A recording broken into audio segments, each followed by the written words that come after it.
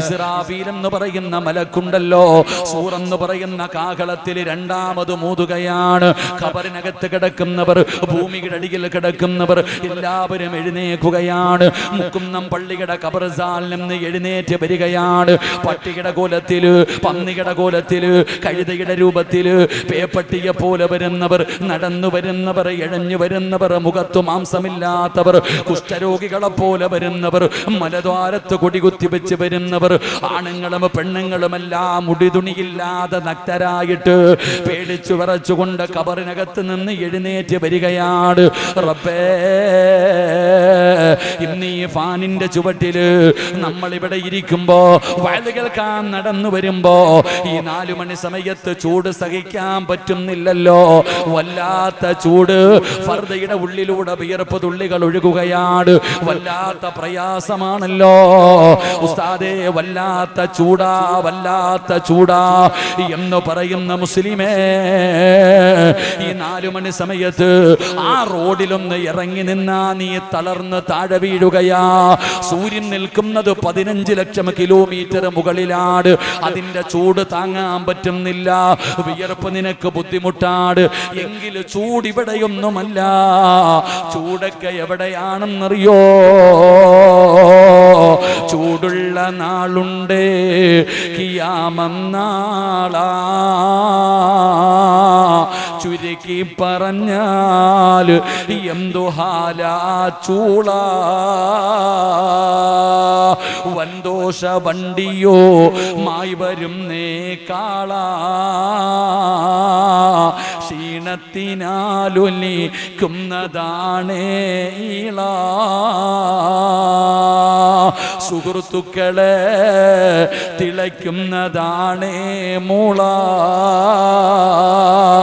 അമലൊന്നുമില്ല അതങ്ങു ചെന്നാ കോള. എന്റെ പ്രിയപ്പെട്ടവരെ, ചുമന്ന ഇഷ്ടിക കണ്ടിട്ടുണ്ടല്ലോ? അത് എങ്ങനെയാണ് ചുമന്ന നിറമായത്? അത് അടുക്കി വെക്കുന്ന ചൂള കണ്ടിട്ടുണ്ടോ? ആ ചൂളയുടെ അടുത്തു പോകാൻ എന്ത് പ്രയാസമാ. ആ ചൂളയൊന്നും ഒന്നുമല്ല വാപ്പാ. ചെറുപ്പക്കാരാ, കടക്കലിൽ നിന്ന് കാളവണ്ടി ചുമട് വലിച്ചു കൊണ്ടുപോകുന്നത് കണ്ടിട്ടുണ്ടല്ലോ? ആ കാളയുടെ വായിൽ നിന്ന് പതയും നൊരയും ഇങ്ങനെ ഒഴുകുകയാണ്. കണ്ടിട്ടുണ്ടല്ലോ മോനെ? അള്ളാന്റെ പരലോകത്ത് മനുഷ്യന്മാരുടെ വായിൽ നിന്ന് പതയും നൊരയും ഇങ്ങനെ ഒഴുകുകയാ. പെങ്ങളെ, അടുക്കളയിൽ ചോറ് വെക്കുമ്പോ കലത്തിനകത്ത് കിടന്ന് ചോറ് തിളച്ചു മറിയുന്നത് കാണുന്നവളല്ലേ? എങ്കിലും പെങ്ങളെ, അള്ളാടെ കോടതിയില് നിന്റെ തലയോട്ടിക്കകത്ത് കിടക്കുന്ന തലച്ചോറുണ്ടല്ലോ, അത് തിളച്ചിട്ട് മുഖത്തുകൂടെ ഒലിച്ചിറങ്ങുന്ന ഒരു ദിവസം വരാറുണ്ട്. യാ വൈലതാ, യാ ഹസ്റതാ എന്ന് നിലവിളിക്കുന്ന ഒരു ദിവസം. ഉടുതുണിയില്ലല്ലോ, ആണും പെണ്ണും വസ്ത്രം ധരിച്ചിട്ടില്ല, ചെരുപ്പില്ല. ചെമ്പിന്റെ തറയില് 15 ലക്ഷം കിലോമീറ്റർ മുകളിൽ നിൽക്കുന്ന സൂര്യനുണ്ടല്ലോ, അന്ന് ഒരു ചാണ് മുകളില്, തലയുടെ ഒരു ചാണ് മുകളില് അള്ളാഹു സൂര്യനെ ഇങ്ങനെ ഇറക്കുമല്ലോ. ആ പരലോകത്തെ കുറിച്ച് ചിന്തിച്ചിട്ടുണ്ടോ? അല്ലാഹുവിന്റെ പ്രവാചകൻ സ്വല്ലല്ലാഹു അലൈഹി വസല്ലമ തങ്ങള് മസ്ജിദുൻ നബവിയിൽ ഇരുന്നിട്ട് പരലോകത്തെ കുറിച്ച് പറഞ്ഞു കൊടുക്കുകയാ. എന്നിട്ട് വീടിനകത്തേക്ക് കടന്നു ചെല്ലുമ്പോ മഹദി ആയിഷ, നബി തങ്ങളുടെ പ്രിയപ്പെട്ട ഭാര്യയായ ആയിഷ ബീവി കരഞ്ഞ് തളർന്നു കിടക്കുകയാണ്. നബി തങ്ങൾ ഓടിച്ചെന്നോ ആയിഷാനെ പൊക്കിയെടുത്തു, മടിത്തട്ടിൽ കിടത്തി വെള്ളമെടുത്തു കൊണ്ടുവന്ന് ആയിഷയുടെ വായിലേ കുടിച്ചു കൊടുത്തു. എന്തു പറ്റി ആയിഷ? എന്തു പറ്റി ആയിഷ? യാ റസൂലല്ലാഹ്, അങ്ങ് പരലോകത്തെ കുറിച്ച് പറയുന്നത് കേട്ടപ്പോ പേടിച്ച് കരഞ്ഞതാണ് നബിയേ. ചെറിയ പ്രായമാണല്ലോ, തളർന്നു കിടക്കുന്ന ഭാര്യയുടെ കണ്ണുനീര് തുടയ്ക്കുകയാണ്, വെള്ളം വായിലേക്ക് ഒഴിച്ചു കൊടുക്കുകയാണ്. ആയിഷ ബീബി ചോദിക്കുന്നു, നബിയേ, യാ റസൂലല്ലാഹ്, എന്നെ വല്ലാത്ത ഇഷ്ടമാണോ നബിയേ? സ്നേഹ സ്നേഹമുണ്ടോ നബിയേ? ഇഷ്ടമാണ് ആയിഷ, സ്നേഹമാണ് ആയിഷ, നീ എനിക്ക് ജീവനാണ് ആയിഷ. നബി തങ്ങൾ അവിടെ നിന്ന് പറഞ്ഞു കൊടുക്കുമ്പോ ആയിഷ ബീബി റളിയല്ലാഹു തആല അൻഹ അല്ലാഹുവിന്റെ റസൂലിനോട് അവിടെ നിന്ന് ചോദിച്ച ചോദ്യം എന്തെന്നറിയോ? യാ റസൂലല്ലാഹ്, മുത്തുനബിയേ, നാളെ ഖബറിനകത്ത് നിന്ന് എഴുന്നേറ്റു പരലോകത്ത് വരുമ്പോ, നാളെ ഖബറിനകത്ത് നിന്ന് എഴുന്നേറ്റിട്ട് അല്ലാഹുവിന്റെ മസ്റയിലേക്ക് കടന്നു വരുമ്പോ ഈ സ്നേഹം കാണിക്കുമോ നബിയേ? എന്നെ കൈപിടിക്കുമോ നബിയേ? എന്നെ സ്വർഗത്തിൽ കൊണ്ടുപോകുമോ നബിയേ? അതുവരെ ചിരിച്ചുകൊണ്ടിരുന്ന നബിതങ്ങളെ കരയുകയാണ്. അതുവരെ സമാധാനിപ്പിച്ചു കൊണ്ടിരുന്ന അല്ലാഹുവിന്റെ റസൂലിന്റെ കണ്ടടങ്ങളെ നിറഞ്ഞു ഒഴുകുകയാ. എന്തേ നബിയേ? എന്തു പറ്റി നബിയേ? ആയിഷ വല്ലാത്ത ചോദ്യമായി പോയി ആയിഷ, ഒരു വല്ലാത്ത ചോദ്യമായി പോയി ആയിഷ. പെങ്ങളെ, പ്രസവത്തിന് മരണവേദനയാണെന്ന് പറയുന്നവരല്ലേ നിങ്ങള്? നിങ്ങൾ ആ വേദന അനുഭവിച്ചവരാണല്ലോ, അത് വല്ലാത്ത വേദനയാണല്ലോ. എങ്കിൽ എന്റെ പെങ്ങളോട് പറയട്ടെ, അല്ലാഹുവിന്റെ കോടതിയിലെങ്ങാട് ഒരു ഗർഭിണിയായ പെണ്ണുണ്ടെങ്കിൽ, ഒരു ഗർഭിണിയായ പെണ്ണുണ്ടെങ്കിൽ അവള് പ്രസവിക്കുന്ന വേദന അറിയില്ല ഉമ്മ, അറിയാതെ പ്രസവിച്ചു പോകും, അറിയാതെ പ്രസവിച്ചു പോകും. അങ്ങനെ ഒരു ദിവസം വരാനുണ്ട്. നബിതങ്ങൾ പറഞ്ഞു, ആയിഷ സലാസത്തുൻ, അല്ലാഹുവിന്റെ റസൂൽ പറയുകയാണ്, 3 സ്ഥലമുണ്ട് ആയിഷ, 3 സ്ഥലമുണ്ട് ആയിഷ. ആ 3 സ്ഥലങ്ങളിൽ ജനങ്ങൾ എത്തിക്കഴിഞ്ഞ വാപ്പ തിരിഞ്ഞു നോക്കൂല, ഉമ്മ തിരിഞ്ഞു നോക്കൂല, മക്കള് തിരിഞ്ഞു നോക്കൂല, കൂടപ്പറപ്പ് തിരിഞ്ഞു നോക്കൂല. യൗമ യഫിറുൽ മർഉ മിൻ അഖീഹി വ ഉമ്മിഹി വ അബീഹി വ സ്വഹിബതിഹി വ ബനീഹി. ഒരാളും തിരിഞ്ഞു നോക്കില്ല. ആ പരലോകമുണ്ടല്ലോ, അല്ലാഹുവിന്റെ കോടതിയില് ചെമ്പിന്റെ തറയില് ഉടുതുണിയില്ലാതെ ഞാനും നിങ്ങളും നിൽക്കുമ്പോ ഒരേ ഒരു തണലേ ഉള്ളൂ, ഒരേ ഒരു തണലേ ഉള്ളൂ. എവിടെയാണ് തണലെന്നറിയോ? ഈ ലോകം മുഴുവനും അടക്കി ഭരിക്കുന്ന രാജാതിരാജനായ മലിക്കുൽ ജബ്ബാറായ ലോകത്തിന്റെ അധിപനായ പടച്ച റബ്ബിന്റെ സിംഹാസനത്തിന്റെ താഴെയാ, അല്ലാഹുവിന്റെ അർശിന്റെ താഴെ, അല്ലാഹുവിന്റെ അർശിന്റെ താഴെ. അവിടെ മാത്രമേ തണലുള്ളൂ, അവിടെ മാത്രമേ തണലുള്ളൂ. ആ തണലുള്ള ആ ദിവസമുണ്ടല്ലോ, അല്ലാഹുവേ, അല്ലാഹു വിവിഐപികളെ വിളിക്കുകയാണ്. 7 വിവിഐപികള്, 7 വിവിഐപികള്. നിങ്ങൾ വെയില് കൊള്ളേണ്ടവരല്ല, നിങ്ങൾ പ്രയാസം അനുഭവിക്കേണ്ടവരല്ല. 7 വിഭാഗം ആൾക്കാർ അല്ലാഹു വിളിക്കുകയാ. എന്നിട്ട് ഇരിപ്പിടം കൊടുക്കുകയാണ്, സിംഹാസനത്തിന്റെ താഴെ ഇരിപ്പിടം കൊടുക്കുകയാണ്. ആ 7 വിഭാഗത്തിൽ ഒരു വിഭാഗം ആരെന്നറിയോ? സബഅത്തുൻ യുളില്ലുഹുമുല്ലാഹു ഫീ ദില്ലി വറജുലുൻ ദക്കറല്ലാഹു ഖാലിയാ വഫാലത് ഐനാ. നോമ്പ് പിടിച്ചുകൊണ്ട് നോമ്പ് മുറിക്കുന്നതിന് തൊട്ട് മുമ്പ് ഈ സദസ്സിലിരുന്നു കൊണ്ട് അള്ളാന്റെ ശിക്ഷകളെ കുറിച്ച് ഓർത്തിട്ട് ഇന്ന് ഈ സദസ്സിലിരുന്നു കൊണ്ട് ഒരു തുള്ളി കണ്ണുനീര് നിന്റെയൊക്കെ കണ്ണിൽ നിന്നൊലിപ്പിച്ച ഒന്ന് കരയാൻ പറ്റുമോ? ഒന്ന് കരയാൻ പറ്റുമോ? ഒരു തുള്ളി കണ്ണുനീര് കണ്ണിൽ നിന്നൊലിപ്പിച്ച അല്ലാഹു നാളെ പരലോകത്ത് പടച്ചവനെ എവിടെ വെച്ചാണ് അല്ലാഹു നിന്നെ തിരഞ്ഞെടുക്കുന്നതെന്നറിയോ?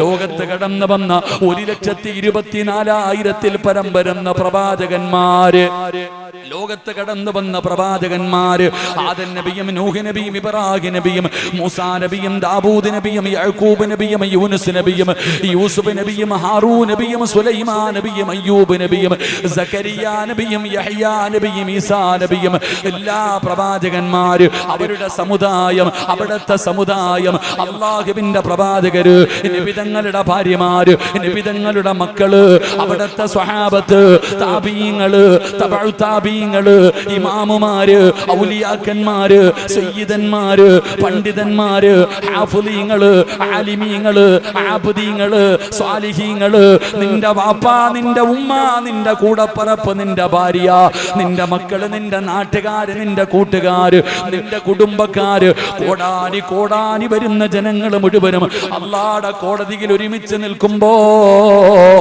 ഈ കൈപൊക്കി അല്ല നിന്നെ വിളിക്കുകയാണ്, വാടാ സിറാജ്, വാടാ സിറാജ്. വെയിൽ കൊള്ളണ്ടവനല്ല, പ്രയാസപ്പെടേണ്ടവനല്ല, നീ എന്നെ ഓർത്ത് കരഞ്ഞവനാ, എന്നെ പേടിച്ച് കരഞ്ഞവനാ. അതുകൊണ്ട് വറജുലുൻ ദക്കറല്ലാഹു ഖലിയാ വഫാലത് ഐനാ. അല്ലാഹുവിന്റെ അർശിന്റെ താഴെ അല്ലാഹു നിനക്കൊരു സ്ഥാനം തരുമെന്ന് ആദരവായ പ്രവാചകൻ നബി മുഹമ്മദ് മുസ്തഫ സല്ലല്ലാഹു അലൈഹി വസല്ലം. ഇത്രയും പേര് ഇവിടെ ഇരിക്കണം. ഈ സ്റ്റേജിനകത്ത് കയറിയിരിക്കാൻ ആരെ കൊണ്ടും പറ്റും? നിങ്ങളിൽ ആർക്ക് വേണമെങ്കിൽ ഇവിടെ കയറിയിരിക്കാം, ഒന്നും വേണ്ട. പക്ഷെ ഇതിലൊന്നും കാര്യമില്ല. ലോകത്ത് കടന്നു വന്ന 1,24,000 പരം വരുന്ന പ്രവാചകന്മാരും അവരുടെ സമുദായവും എല്ലാവരും നിൽക്കുന്ന അള്ളാന്റെ കോടതിയിൽ അല്ല വിളിക്കും ഓരോന്നിനെ. വാ ആയിഷ, വാ ഖദീജ, വാ സിറാജ്, വാ അബൂബക്കറെ, നീ വാ, നീ നിൽക്കേണ്ടവനല്ല, വാ എന്ന് പറഞ്ഞുകൊണ്ട് അള്ളാഹുവിന്റെ അർശിന്റെ താഴെ അള്ളാഹു ഒരു സ്ഥാനം കൊടുക്കും 7 പേർക്ക്. 7 പേർക്ക്. ആ 7 പേരിൽ ഒരാൾ ആരെന്നറിയുവോ? ഇന്നിവിടെ ഇരുന്ന് കരയുന്നവനാ. അള്ളാഹു ആ കൂട്ടത്തിൽ നമ്മളെ പെടുത്തുമാറാകട്ടെ. അള്ളാഹു ആ കൂട്ടത്തിൽ നമ്മളെ പെടുത്തുമാറാകട്ടെ. അള്ളാഹു ആ കൂട്ടത്തിൽ നമ്മളെ പെടുത്തുമാറാകട്ടെ. രണ്ടാമത്തെ വിഭാഗം അവരാ. 3 അസർ നിസ്കരിച്ചിട്ടില്ല, നിർത്തണമെന്ന് എനിക്കറിയാം. അതുകൊണ്ട് 3 എണ്ണം പറഞ്ഞിട്ട് നമുക്ക് പിരിയാം. അള്ളാഹു നമുക്ക് ഈമാൻ നൽകുമാറാകട്ടെ. ബോറടിക്കണുണ്ടാ? ബോറടിക്കണുണ്ടാ? ബോറടിക്കണുണ്ടാ? ഇൻഷാ അല്ലാഹ് നോമ്പ് പിടിച്ചുകൊണ്ട് പ്രസംഗിക്കുന്ന അവസ്ഥ എന്താണെന്ന് നമുക്ക് അറിയത്തുള്ളൂ. നോമ്പ് പിടിച്ചുകൊണ്ട് പ്രസംഗിക്കുന്നതിന്റെ അവസ്ഥ എന്താണ് നമുക്ക് അറിയത്തുള്ളൂ. അള്ളാഹു ആഫിയത്തുള്ള ദീർഘായുസ് നൽകുമാറാകട്ടെ. അപ്പൊ എല്ലാവരും ഇപ്പൊ എങ്ങനെയാണല്ലോ കാലങ്ങൾ, ഒന്നും പറയാൻ പറ്റാത്ത അവസ്ഥയാ. ഇൻഷാ അല്ലാഹ് പേടിയാ, ലൈവൊക്കെ ഒന്നും പറയാൻ പറ്റാത്ത. അതുകൊണ്ട് എൻ്റെ പ്രിയപ്പെട്ട സഹോദരിമാരെ, സഹോദരങ്ങളെ, 3ാമത്തെ വിഭാഗം അള്ളാഹു നിങ്ങൾക്ക് തരുന്ന 3ാമത്തെ പ്രതിഫലം നബി സല്ലല്ലാഹു അലൈഹി വസല്ലമ തങ്ങൾ പറയുകയാ, നാളെ അള്ളാഹുവിന്റെ കോടതിയിൽ ഇങ്ങനെ നിൽക്കുമ്പോ നബിതങ്ങൾ പറയാ, നാളെ അള്ളാഹുവിന്റെ കോടതിയിൽ ഇങ്ങനെ നിൽക്കുക എല്ലാരും. അള്ളാന്റെ കോടതിയിൽ ഇങ്ങനെ നിൽക്കുമ്പോ ഒരു മനുഷ്യനെ നരകത്തിലേക്ക് കൊണ്ടുപോകുകയാ. ഒരാളെ ഇങ്ങനെ നരകത്തിലേക്ക് മലക്കുകൾ കൊണ്ടുപോകുന്നുണ്ട്.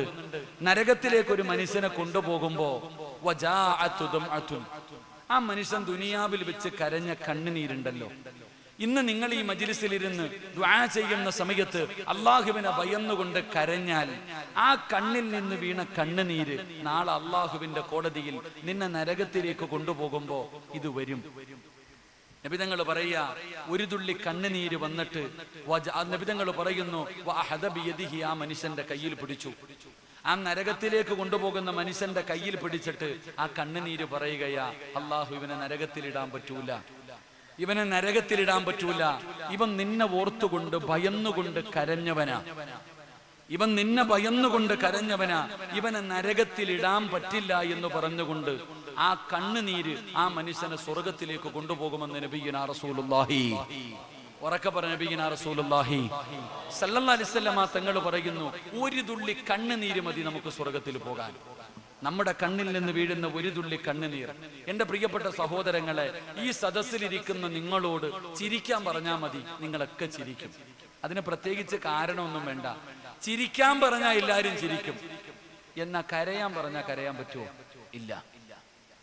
ഒരാളോട് ചിരിക്കാൻ പറഞ്ഞാൽ ചിരിക്കും, കരയാൻ പറഞ്ഞാൽ നമ്മളിൽ അധികം പേർക്കും കരയാൻ പറ്റൂല. എന്റെ പ്രിയപ്പെട്ട സഹോദരങ്ങളെ, അള്ളാഹുവിന്റെ പ്രവാചകൻ സല്ലല്ലാഹു അലൈഹി വസല്ലമ തങ്ങൾ പറഞ്ഞു, നിങ്ങൾ കരയണം 5 സമയങ്ങളിൽ. 5 സമയങ്ങളിൽ കരയണമെന്ന് ആദരവായ പ്രവാചകൻ നബി മുഹമ്മദ് മുസ്തഫ, ഉറക്കെ പറ, ആദരവായ പ്രവാചകൻ നബി മുഹമ്മദ് മുസ്തഫ സല്ലല്ലാഹു അലൈഹി വസല്ലമ തങ്ങൾ പറഞ്ഞു, 5 സമയങ്ങളിൽ കരയണം. നമ്മൾ കരയാൻ പാടില്ലാത്ത സ്ഥലത്ത് മുഴുവനും കരയും. മരിച്ച വീട്ടിൽ പോയിരുന്ന് നെഞ്ചത്തടിച്ച് കരയും. കരയാൻ പാടുണ്ടോ? കരയാൻ പാടുണ്ടോ? രോഗിയുടെ ചാരത്ത് പോയിരുന്ന് കരയാൻ പാടുണ്ടോ? നമ്മൾ മരിച്ച വീട്ടിൽ പോയിരുന്ന നിലവിളിച്ച് കരയും. ഒരു ക്യാൻസർ രോഗം, ഞാൻ ഈ അടുത്തൊരു അനുഭവം പറയാം. ഈ അടുത്ത് കിഡ്നി രോഗിയായ ഒരാളെ കാണാൻ പോയി. അദ്ദേഹത്തിന്റെ കിഡ്നി മാറ്റിവെക്കലുമായി ബന്ധപ്പെട്ട അവസ്ഥയിലാണ്. കാണാൻ പോയപ്പോ അദ്ദേഹത്തിന്റെ ഭാര്യ പറഞ്ഞ ഒരു മറുപടി, നമ്മളൊക്കെ ഈ രോഗികളെ കാണാൻ പോകും, രോഗികളെ കാണാൻ പോയിട്ട് അദ്ദേഹത്തിന്റെ അടുക്ക പോയിരുന്നിട്ട് പറയും, ഓ കിഡ്നിയൊക്കെ മാറ്റി വെക്കണോന്ന് പറഞ്ഞില്ലേ, എന്റെ കുടുംബത്തിൽ ഒരു സഹോദരന്റെ കിഡ്നി മാറ്റി വെച്ചു, പക്ഷെ ഫെയിലായി പോയി, മരിച്ചുപോയി. ആരോടാ പറയണേ? ആരോടാ പറയണേ? കിഡ്നി രോഗിയായി മാറ്റിവെക്കാൻ കിടക്കുന്നവന്റെ അടുത്ത് പോയിരുന്നിട്ട് പറയാ, 33 വയസ്സുണ്ടായിരുന്നു, കിഡ്നി മാറ്റിവെച്ചു, ഫെയിലായി പോയി, മരിച്ചുപോയി. ആരോടാ പറയണേ? രോഗം പിടിച്ച് കിടക്കുന്നവൻ. അവനെ എങ്ങനെയെങ്കിലും കൊല്ലാനാ നമ്മൾ നോക്കണത്. സത്യത്തിൽ അവന്റെ അടുക്ക പോയിട്ട് അവന്റെ മനസ്സിന് ധൈര്യമുണ്ടാകുന്ന, ഈമാൻ വർദ്ധിക്കുന്ന കാര്യങ്ങൾ പറഞ്ഞു കൊടുക്കണമെന്നാ.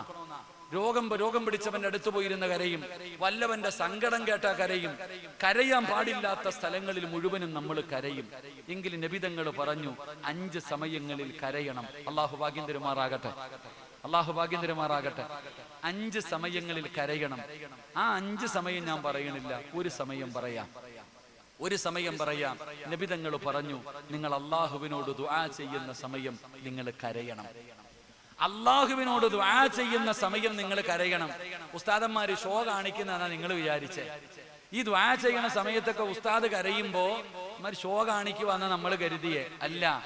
നബിതങ്ങൾ പറഞ്ഞു, നിങ്ങൾ ദുആ ചെയ്യുന്ന സമയത്ത് നിങ്ങൾ കരയണം. നിന്റെ ജീവിതത്തിൽ ചെയ്തു പോയ പാപങ്ങൾ ഓർത്തിട്ട് നീ കര. നിനക്ക് കരച്ചല് വരുന്നില്ലേ? നിനക്ക് കരച്ചല് വരുന്നില്ലേ? അഭിനയിക്കുക. നബിതങ്ങൾ പറയാ, നീ കരയുന്നവനെ പോലെ ഒന്ന് അഭിനയിക്കെങ്കിലും ചെയ്യുന്ന നബിയനാ റസൂലുള്ളാഹി. ഉറക്കെ പറഞ്ഞ നബിയനാ റസൂലുള്ളാഹി. നബിതങ്ങൾ പറയുന്നു, ദുആ ചെയ്യുന്ന സമയത്ത് കരയാൻ പറ്റുമെങ്കിലും നീ കരച്ചല് വരുന്നില്ലേ? അഭിനയിക്കുക. അതിനും നിന്നെ കൊണ്ട് പറ്റുന്നില്ലെങ്കിൽ നരകവാസികൾ കരയും, നരകത്തിൽ കിടക്കുന്നവര് കരയും. മഴ പെയ്യുന്ന സമയത്ത് ഓടയിലൂടെ വെള്ളം പോകും, റോഡിലൂടെ വെള്ളം ഒഴുകും, ഒരടയാളം കാണാം. വെള്ളം ഒഴുകിപ്പോയതിന്റെ ഒരടയാളം കാണാം. നബിതങ്ങൾ പറയുന്നു, നരകവാസി കരഞ്ഞ് കരഞ്ഞ് അവന്റെ മുഖത്തൊരു ചാല് കാണാം. കണ്ണുനീര് ഒരടയാളം, ഒരു ചാല് കാണാം. എന്നിട്ടോ കരഞ്ഞ് കരഞ്ഞവന്റെ കണ്ണുനീര് തീർന്നാൽ അവന്റെ കണ്ണിലൂടെ രക്തമൊഴുകുമെന്ന് നബിയനാ റസൂലുള്ളാഹി സല്ലല്ലാഹു അലൈഹി വസല്ലം. അതുകൊണ്ട് എന്റെ പ്രിയപ്പെട്ട സഹോദരങ്ങളെ, ദുആ ചെയ്യുന്ന സമയത്ത് കരയണം. കരച്ചല് വരാത്തവർ അഭിനയിക്കണം. അങ്ങനെ കരഞ്ഞാൽ മാത്രമേ നമുക്ക് രക്ഷപ്പെടാൻ കഴിയൂ. എന്റെ പ്രിയപ്പെട്ട സഹോദരങ്ങളെ, നമ്മൾ TV കണ്ടിട്ട് കരയും, സീരിയൽ കണ്ടിട്ട് കരയും, സിനിമ കണ്ടിട്ട് കരയും, ആവശ്യമില്ലാത്ത കാര്യങ്ങൾക്കൊക്കെ കരയും. ആവശ്യമുള്ള ഒരു സമയത്തും നമ്മൾ കരയാറില്ല.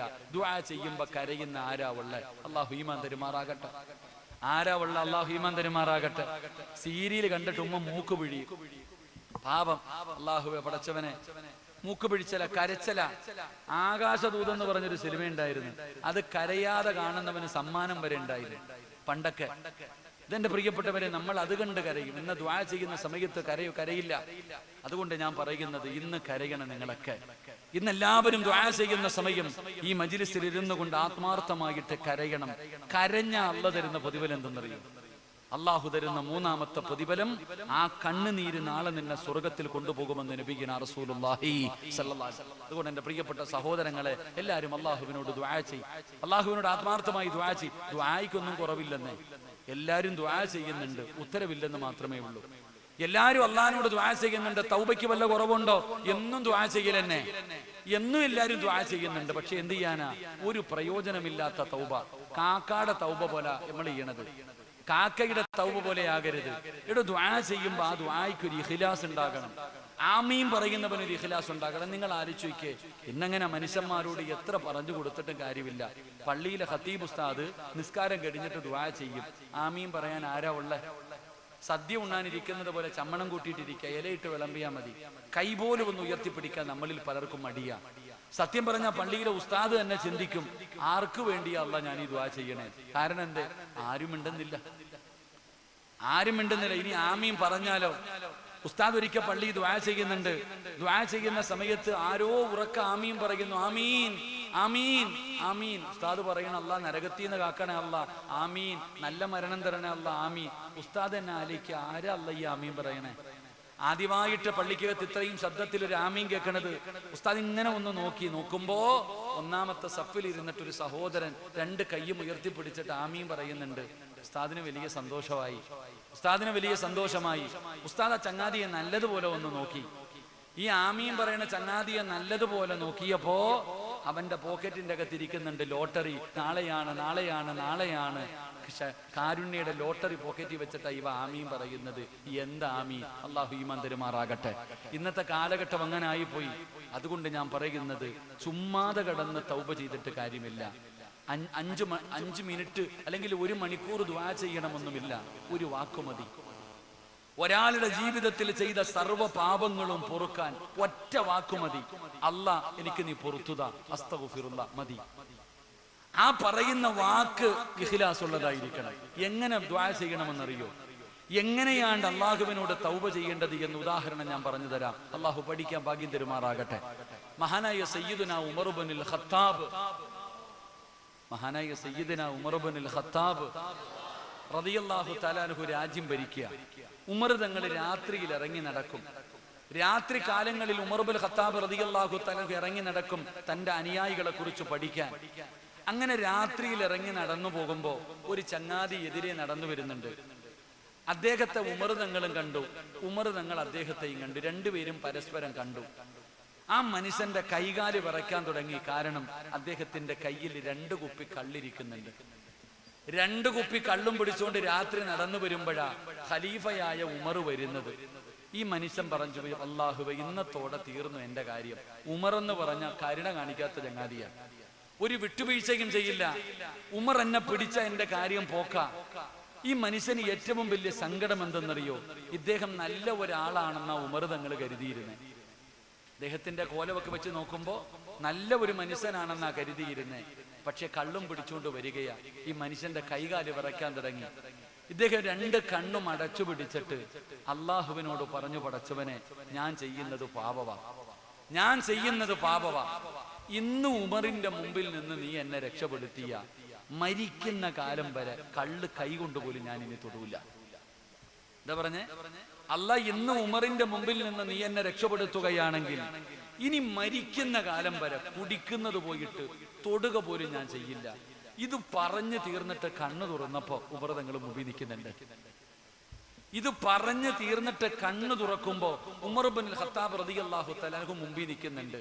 സലാം പറഞ്ഞു, മടക്കി. എന്താ കയ്യില്? ഉമർ തങ്ങൾ ഒറ്റ ചോദ്യം, നിന്റെ കയ്യിൽ എന്താ? ഈ 2 കുപ്പി കള്ളും കയ്യിൽ പിടിച്ചിട്ട് ഈ മനുഷ്യൻ പറഞ്ഞു, എന്റെ കയ്യിലിരിക്കുന്നത് സുറുക്കയാ. ഉമർ തങ്ങൾ പറഞ്ഞു തുറക്കാൻ. വേടിച്ച് തുറന്നു നോക്കിയപ്പോ ആ കള്ള് സുറുക്കയായി മാറി. അള്ളാഹു നമുക്ക് ഈമാൻ തരുമാറാകട്ടെ. ഇദ്ദേഹം പറഞ്ഞ വാക്ക് അത്രയും ഇഖ്ലാസ് ഉണ്ടായിരുന്നു. ഒറ്റ വാക്കേ പറഞ്ഞുള്ളൂ, അല്ലാ, ഞാൻ ചെയ്തത് തെറ്റാ. ഇന്ന് എന്നെ രക്ഷപ്പെടുത്തിയ മരിക്കുന്ന കാലം വരെ ഞാൻ തൊടൂല. ഇനി എന്റെ കൈ കൊണ്ട് പോലും തൊടൂല. നിമിഷം നേരം കൊണ്ട് ആ കള്ള് സുറുക്കയായി മാറി എന്ന ചരിത്രം പഠിപ്പിക്കുകയാണ്. 2, ആ മനുഷ്യൻ എന്ത് ധൈര്യത്തിലാണോ പറഞ്ഞത് ഇത് സുറുക്കയാണെന്ന്? ആ മനുഷ്യൻ എന്ത് ധൈര്യത്തിലാ പറഞ്ഞേ? അള്ളാഹു എന്നെ കൈവിടില്ല എന്നുള്ള ഉറച്ച വിശ്വാസം. എന്റെ റബ്ബെന്നെ കൈവിടൂല.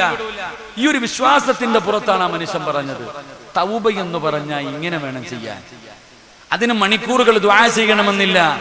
അള്ളാഹുവിന്റെ മുമ്പിൽ 2 കൈയും ഉയർത്തിയിട്ട് ഇന്ന് ഈ നിമിഷം വരെ ചെയ്തത് മുഴുവനും പാപമാണ്, പടച്ചവനെ പുറത്തു തരണം, ഇതെന്റെ തൗബയ, ഇനി ചെയ്യില്ല.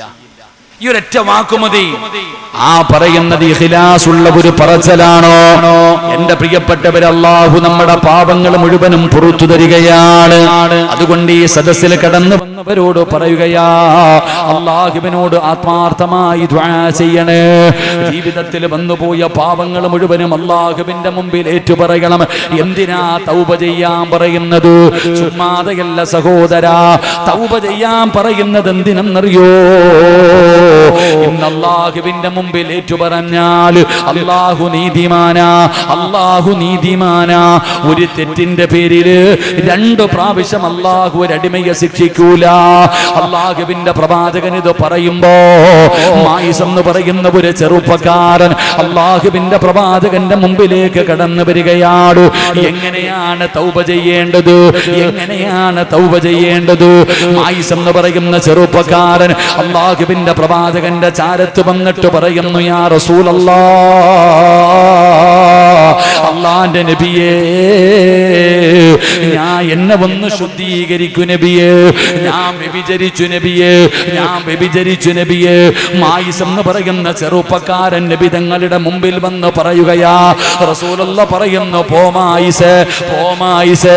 കേൾക്കാത്തതുപോലെ പറഞ്ഞു വിടുകയാണ്. കാരണം കേൾക്കാഞ്ഞിട്ടല്ല, ഇസ്ലാമിന്റെ നിയമമനുസരിച്ച് വ്യഭിചരിച്ചവനെ എറിഞ്ഞു കൊല്ലണമെന്നാണ് ഇസ്ലാമിന്റെ നിയമം. അതുകൊണ്ട് പോയി തൗബ ചെയ്യട്ടെ. മായിസിനെ പറഞ്ഞു വിടുകയാ. മായിസ് റളിയല്ലാഹു തആല അൻഹു പോയി. വീട്ടിൽ ചെന്ന് സമാധാനമില്ല.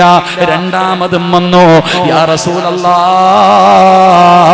എന്നെ ശുദ്ധീകരിക്കണം നബിയേ, ഞാൻ വ്യഭിചരിച്ചു നബിയേ.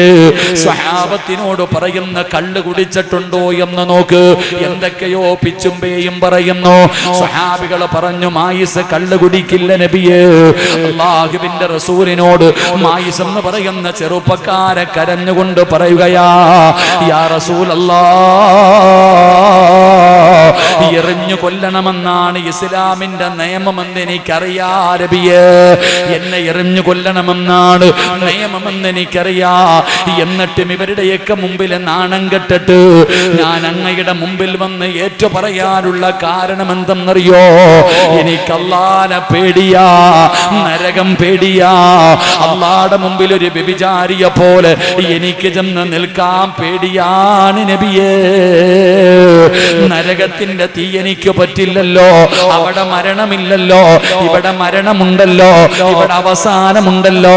അതുകൊണ്ട് ഇന്ന് ഇവിടെ നിന്ന് ഈ ശിക്ഷ ഏറ്റുവാങ്ങിയ അല്ലാഹു നാളെ എന്നെ രണ്ടാമത് ശിക്ഷിക്കില്ലല്ലോ നബിയേ. അല്ലാഹു കരുണ കാണിക്കുമല്ലോ. മായിസ് അവിടെ നിന്ന് ഏറ്റു പറയുകയാണ്. അല്ലാഹുവിന്റെ പ്രവാചകൻ എറിഞ്ഞു കൊല്ലാ പറയുകയാ. മായിസ് റളിയല്ലാഹു തആല അൻഹുവിനെ എറിയുകയാ, കല്ലെടുത്ത് എറിയുകയാണ്. വേദന സഹിക്കാൻ കഴിയാതെ മായിസ് ഓടുകയാ, മായിസ് ഓടുകയാ. കുറച്ചു കഴിഞ്ഞു സ്വഹാബികൾ നബി തങ്ങളോട് പറയുന്നു, യാ റസൂലല്ലാഹ്, മായിസ് ഓടി രക്ഷപ്പെട്ടു നബിയേ. നബി തങ്ങളൊന്നും മിണ്ടിയില്ല. കുറച്ചു സമയം കഴിയുമ്പോ ഇലാ ഹദ്റത്തി റസൂലില്ലാഹ്, ശരീരത്തിലൂടെ രക്തമൊലിപ്പിച്ചുകൊണ്ട് മായിസ് നബി തങ്ങളുടെ മുമ്പിലേക്ക് വരികയാ. അറിയാതെ ഓടിപ്പോയതാ നബിയേ, മരണവെപ്രാളത്തിൽ ഓടിപ്പോയതാ നബിയേ. ഒരു കുഴിയെടുത്തിട്ട് എന്നെ അതിനകത്ത് ഇറക്കി നിർത്തിയിട്ട് എറിയാ പറ നബിയേ. ഓടണമെന്ന് വിചാരിച്ചാലും പറ്റില്ലല്ലോ. മായിസ് തങ്ങളെ എറിഞ്ഞു കൊല്ലുകയാണ്. ഒരുപാട് നാളുകൾ കഴിഞ്ഞു. അല്ലാഹുവിന്റെ പ്രവാചകനും സ്വഹാബത്തും മായിസ് റളിയല്ലാഹു തആല അൻഹുവിന്റെ ഖബറിന്റെ ചാരത്തുകൂടെ നടന്നു വരികയാ. അപ്പോഴാണ് സുബ്ഹാനല്ലാഹ് സ്വഹാബികൾ പറയുകയാ, വ്യഭിചരിച്ചതിന്റെ പേരിൽ എറിഞ്ഞു കൊല്ലപ്പെട്ട മായിസിന്റെ ഖബറാ. അവര് മായിസിനെ കുറിച്ച് പറയുന്നത് കേട്ടപ്പോ നബി തങ്ങളുടെ മറുപടി എന്തായിരുന്നെന്നറിയുമോ? സ്വഹാബാ, നിങ്ങൾക്കറിയാത്തത് പറയല്ലേ. മായിസിന്റെ തൗബയോളം ഇനിയൊരു തൗബയില്ല. മായിസിന്റെ തൗബയോളം വലിപ്പമുള്ള ഒരു തൗബ ഇനിയില്ല. മായിസ് സ്വർഗത്തിലാ സ്വഹാബാ. എന്റെ പ്രിയപ്പെട്ട സഹോദരാ, ഒരുപാട് പാപം ചെയ്തില്ലേ, ഒരുപാട് തെറ്റുകൾ ചെയ്തില്ലേ. വാപ്പാ ചുമന്നുകൊണ്ട് നടക്കരുത്. അല്ലാഹുവോട് പറ, ഇത് പൊറുക്കുന്ന മാസമാ, ഇത് മായിച്ചു കളയുന്ന മാസമാ, അല്ല പുറത്തു തരാമെന്ന് പറഞ്ഞ മാസമാ. നീ എന്തിനാ പേടിക്കുന്നത്? നീ എന്തിനാ വിഷമിക്കുന്നത്?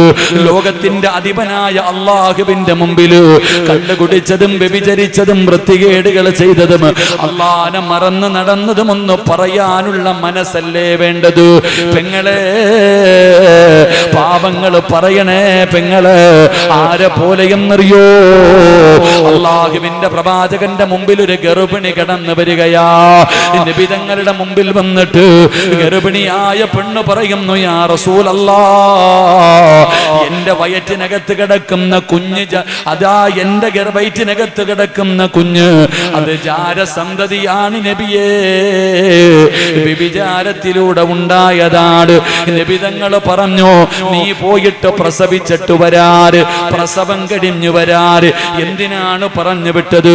9.5 മാസക്കാലം ഗർഭം ചുമന്ന് മരണവേദനയുടെ വേദനയും നൊന്ത് പ്രസവിച്ച കുഞ്ഞിനെ കണ്ടാ ഉമ്മയ്ക്ക് ജീവിക്കാൻ മോഹം തോന്നുമല്ലോ, ആഗ്രഹം തോന്നുമല്ലോ, മനസ്സു മാറുമല്ലോ. തൗബ ചെയ്ത് ജീവിക്കട്ടെ. നബി തങ്ങൾ പറഞ്ഞു വിട്ടു. പ്രസവം കഴിഞ്ഞിട്ട് ചോര കുഞ്ഞുമായിലാ ഹദ്റത്തി റസൂലില്ലാഹ്, നബി തങ്ങളുടെ ചാരത്ത് വരികയാ. യാ റസൂലല്ലാഹ്, പ്രസവം കഴിഞ്ഞു നബിയേ, എന്നെ ശുദ്ധീകരിക്ക് നബിയേ. നബി തങ്ങൾ പറഞ്ഞു, പാല് കൊടുക്ക്, കുഞ്ഞ് ആഹാരം കഴിക്കാൻ സമയമാകുമ്പോ നബി തങ്ങൾ പിന്നെയും പറഞ്ഞു വിട്ടു. ആ കുഞ്ഞിന്റെ ചിരി കണ്ട, ആ കുഞ്ഞിന്റെ മുഖം കണ്ട പെറ്റ ഉമ്മയുടെ മനസ്സു മാറുമല്ലോ, ആ പെണ്ണിന്റെ മനസ്സു മാറിയില്ല. അള്ളാന്റെ റസൂലിന്റെ മുമ്പില് കുഞ്ഞിനെയും കൊണ്ടുവന്നിട്ട് കുഞ്ഞിന്റെ വായിൽ ഭക്ഷണം വെച്ച് കൊടുത്തിട്ട് പറയുകയാ, യാ റസൂലല്ലാഹ്, എന്റെ കുഞ്ഞു ഭക്ഷണം കഴിക്കുന്നു നബിയേ, ഇനിയെങ്കിലും എന്നെ ശുദ്ധീകരിക്കൂ. ഇതിനാടോ തൗബ എന്ന് പറയുന്നത്? അതുകൊണ്ട് ഇവിടെ ഇരിക്കുന്നവരോട് പറയുകയാ, നിങ്ങൾ ദുആ ചെയ്യുമ്പോ കരയ്, നിങ്ങൾ ദുആ ചെയ്യുമ്പോ കരയ്. കരയാൻ പറ്റുന്നില്ലേ? കരയുന്നവരെ പോലെ ഒന്ന് അഭിനയിക്കൂ പെങ്ങള്, കരയുന്നവരെ പോലെ ഒന്ന് അഭിനയിക്കൂ. കണ്ണ് നനയ്ക്കാൻ പറ്റുമോ? അല്ലാഹുവിന്റെ പ്രവാചകൻ ഉദാഹരണം പറയുകയാ. നാളെ മീസാൻ എന്ന് പറയുന്ന ത്രാസിൽ നന്മയും തിന്മയും തൂക്കുകയാണ്. ഒരു മനുഷ്യന്റെ നന്മ തിന്മകൾ തൂക്കി തിന്മയുടെ ഭാരം കൂടുകയാണ്. ആ മനുഷ്യനെ നരകത്തിൽ വലിച്ചെറിയാൻ പറയുകയാ, ആ മനുഷ്യനെ നരകത്തിൽ വലിച്ചെറിയാൻ പറയുകയാ. ആ മനുഷ്യനെ നരകത്തിലേക്ക് കൊണ്ടുപോകാൻ ഒരുങ്ങുമ്പോ ആ മനുഷ്യന്റെ കണ്ണിലെ ഒരു രോമമുണ്ടല്ലോ, ഈ കണ്ണിന്റെ മുകളിൽ കാണുന്ന ഒരു രോമമുണ്ടല്ലോ, അല്ലാഹുവോട് പറയുന്നു, അല്ലാഹ്, എനിക്ക് സംസാരിക്കാൻ അനുവാദം വേണം റബ്ബേ, എനിക്ക് സംസാരിക്കാൻ അനുവാദം വേണം റബ്ബേ.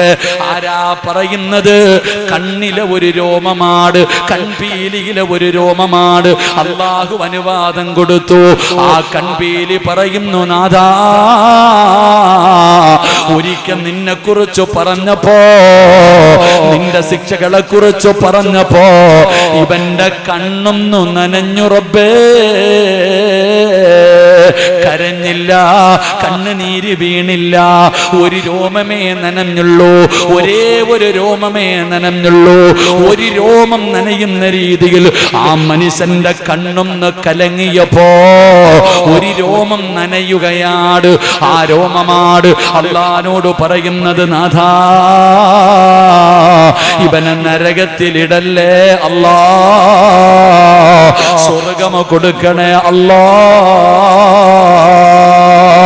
ആ കണ്ണിലെ ഒരു രോമം അവനെ സ്വർഗത്തിലേക്ക് കൊണ്ടുപോകുമെന്ന് ആദരവായ പ്രവാചകൻ നബി മുഹമ്മദ് മുസ്തഫ സല്ലല്ലാഹു അലൈഹി വസല്ലമ തങ്ങൾ പഠിപ്പിക്കുമ്പോ എന്റെ പ്രിയപ്പെട്ടവരോട് പറയുകയാണ്, റമളാൻ വിട പറയുകയാണ്. പരിശുദ്ധമായ റമളാനിന്റെ 25ാമത്തെ നോമ്പ് പിടിച്ചു.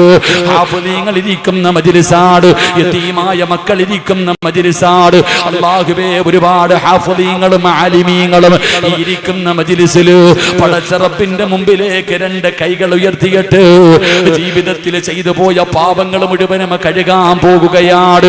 ആരൊക്കെയാണ് ഇവിടെ നിന്ന് എഴുന്നേറ്റ് പോകുന്നത്? ആരൊക്കെയാണ് വീടെത്തുന്നത്? അറിയില്ല സഹോദരാ.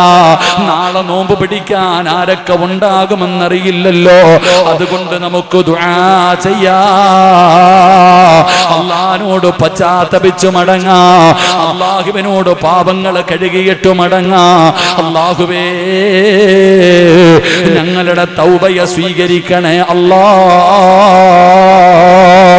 ഇന്ന് ദുആ ചെയ്തിട്ട് പിരിഞ്ഞ, ഇന്ന് ദുആ ചെയ്തിട്ട് പിരിഞ്ഞ, നീ കള്ള് കുടിച്ചവനാണോ കുഴപ്പമില്ല, വ്യഭിചരിച്ചവനാണോ കുഴപ്പമില്ല, പടച്ചവനെ നിസ്കരിക്കാത്തവനാണോ, ഭർത്താവിനെ വഞ്ചിച്ചവളാണോ, ഭാര്യ വഞ്ചിച്ചവനാണോ, നീ എത്ര വലിയ പാപം ചെയ്താലും പേടിക്കണ്ട. എത്ര വലിയ കൊടും പാപം ചെയ്താലും എന്തിനാ പേടിക്കുന്നത്, എന്തിനാ വിഷമിക്കുന്നത്? അള്ളയുണ്ടല്ലോ, പടച്ച റബ്ബുണ്ടല്ലോ. ആരാ അള്ളയെന്നറിയോ? ഖുൽ യാ ഇബാദിയല്ലദീന അസ്റഫൂ അലാ അൻഫുസിഹിം ലാ തഖ്നതൂ മിർ റഹ്മത്തില്ലാഹ്. നമ്മുടെ അല്ലാഹ് ആരെന്നറിയോ? 100 കൊല ചെയ്തവന് പുറത്തു കൊടുത്തവനാ, 100 കൊല ചെയ്തവന് പുറത്തു കൊടുത്തവനാ. പിഞ്ചു പെൺകുട്ടികളെ ജീവനോടെ കുടിച്ചു മൂടിയ ഉപ്പമാർക്ക് പുറത്തു കൊടുത്തവനാ. എന്തിനാ?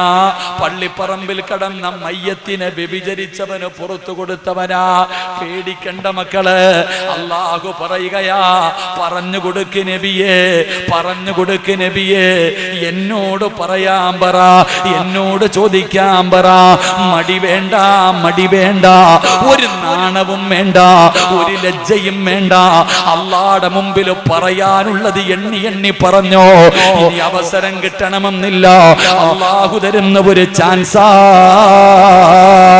പറയാനുള്ളത് മുഴുവനും ഇന്ന് ഈ യതീംഖാനയുടെ മുമ്പിൽ, ഈ ഹാഫിളീങ്ങളുടെ മുമ്പിൽ ഇന്നിവിടെ ഇരുന്ന് റബ്ബിനോട് പറഞ്ഞിട്ട് പിരിഞ്ഞോ. ചുമ്മാതെ പറയല്ലേ, ചുമ്മാതെ പറയല്ലേ. എങ്ങനെ പറയണമെന്നറിയോ, എങ്ങനെ ദുആ ചെയ്യണമെന്നറിയോ? പൊറുക്കന്റെ പാപമോ സയ്യിദി വെറുക്കാതെ പൊറുക്കുന്നവനാരുണ്ട് നീയല്ലാതെ. ഇഹലോക ആർഭാടങ്ങളെന്നെ വലച്ചതാ, നഫ്സെന്നെ ഉന്തി തെള്ളിവിട്ടു ചാദിച്ചതാ. അല്ലാതെ ധിക്കരി ചല്ല റബ്ബേ നിന്നെ, അതുകൊണ്ട് ആട്ടരുതിലാഹേ എന്നെ.